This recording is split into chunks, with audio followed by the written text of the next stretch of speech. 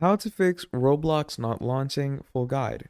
Hello everyone, welcome back to another video. In this video we're going to be talking about how you're going to be able to fix Roblox not launching in the easiest way. So there's two problems that could be occurring when your Roblox is not launching. Now either you just need to reload your Roblox web page, okay, and that is exactly what you can do. Okay, so let's say you're in your Roblox timeline over here.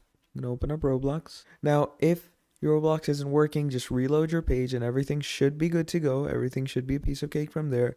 But in the case that that does not resolve the issue for you, what you can do from there is you're going to come over to your desktop. You're going to do Windows Run. Okay, you're going to click those keys together and you're going to go ahead and write %temp percentage. Okay, you're gonna write that and you're gonna click on enter. Now all these files you're seeing over here, you're gonna have to delete all of these because these are temporary files, and probably Roblox has a few temporary files of itself in this that is disrupting your PC, and this also clears a lot of your junk out of your system. So I would recommend doing this. Okay, so clear this stuff out and then also make sure to restart your router. Okay, and once you restart your router, it should fix everything for you.